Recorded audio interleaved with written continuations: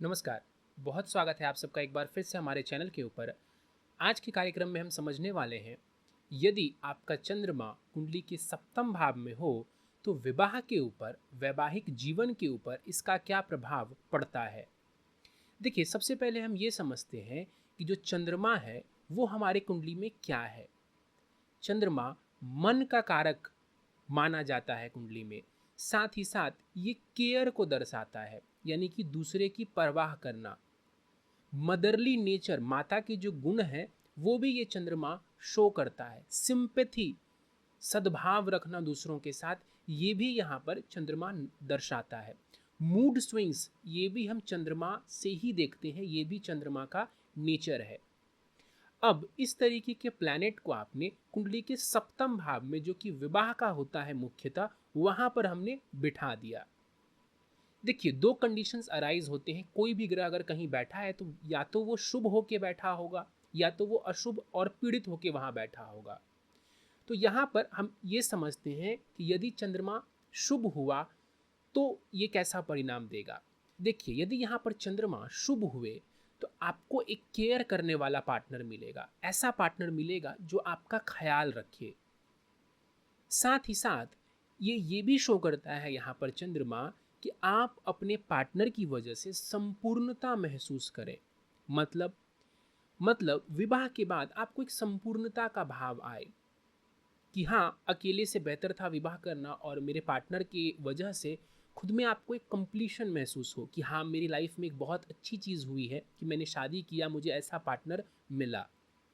साथ ही साथ emotional stability को ये दर्शाता है, क्योंकि भावनात्मक रूप से चंद्रमा जोड़ने का काम करेगा आप दोनों को, और इमोशनल स्टेबिलिटी मिलेगी रिश्ते में। इसके अलावा अगर हम देखें, अगर आपका चंद्रमा सप्तम में है तो ये भी दर्शाता है कि आपका जो पार्टनर होगा वो एक अच्छा पेरेंट बनेगा, अच्छा माता या अच्छे पिता बनेंगे वो।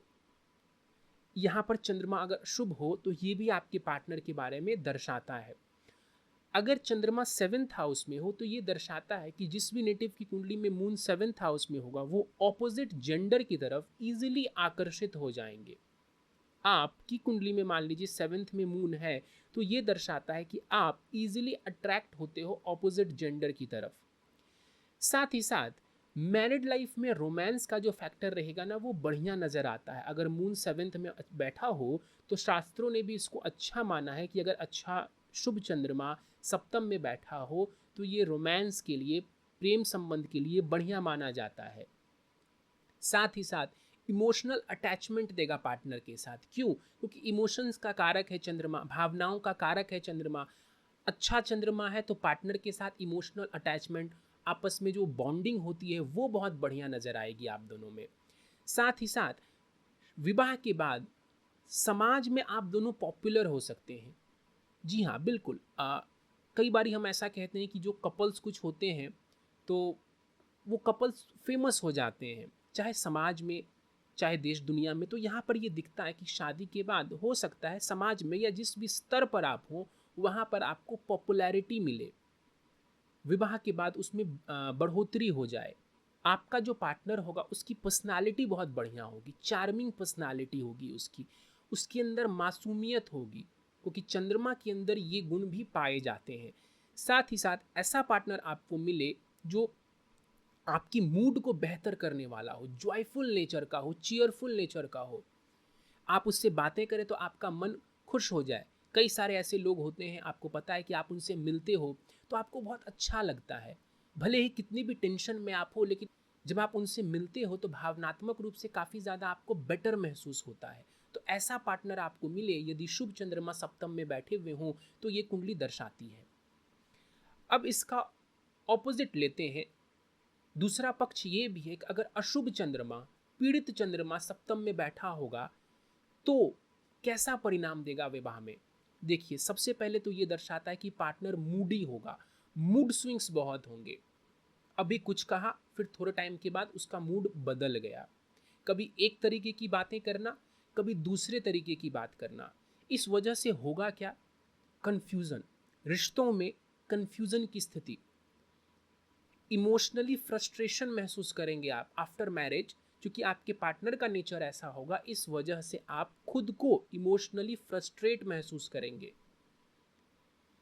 साथ ही साथ ये भी दर्शाता है कि वैवाहिक जीवन में जो रोमांस का फैक्टर है वो भी, वहां पर भी परेशानी देखने को मिलेगी। इमोशनली कनेक्ट होना ये चंद्रमा का गुण है, और यदि चंद्रमा पीड़ित हो जाएगा तो इमोशनली आप कनेक्ट नहीं हो पाएंगे अपने पार्टनर से। मतलब विवाह के बाद भी आपको वो बॉन्डिंग आपस में नजर नहीं आएगी, वो वाली बात नहीं आपको लगेगी अपने पार्टनर के साथ। विवाह के बाद पब्लिक लाइफ में भी हो सकता है कि आपकी इमेज थोड़ी डाउन हो जाए, ऐसा भी देखने को आपको मिले। अभी थोड़ी देर पहले मैंने बताया था आपको कि अगर मून शुभ होके 7th में बैठा है तो पॉपुलैरिटी देता है। एज अ कपल जहाँ पर भी आप हो, समाज में, सोसाइटी में ही आपको एक रिस्पेक्ट मिले। तो वहीं पर अगर ऐसा पार्टनर हो तो कहीं ना कहीं आपका जो वहाँ पर आपकी जो पॉपुलैरिटी है लोगों के बीच, वो हो सकता है थोड़ी डाउन हो जाए।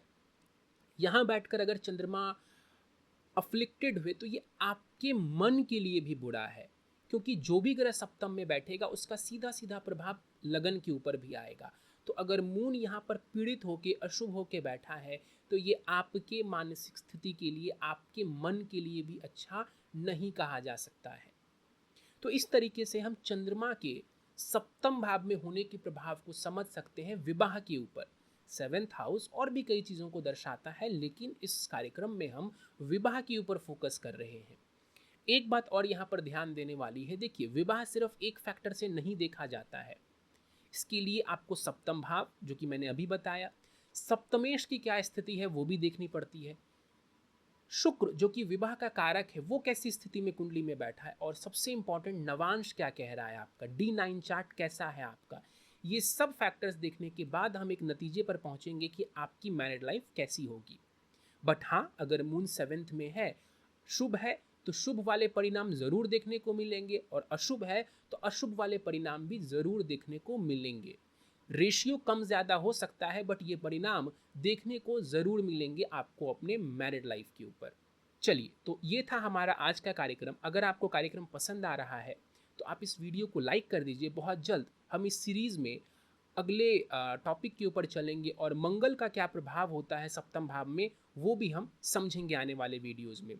अगर वीडियो पसंद आ रहा हो लाइक कर दें, चैनल को सब्सक्राइब अभी तक नहीं किया है तो आप इसे सब्सक्राइब कर दें। कुंडली विश्लेषण के लिए स्क्रीन पर दिए जा रहे व्हाट्सएप नंबर के ऊपर आप मुझसे संपर्क कर सकते हैं। आपका कोई प्रश्न हो तो नीचे कमेंट बॉक्स में कमेंट करके आप मुझसे पूछ सकते हैं।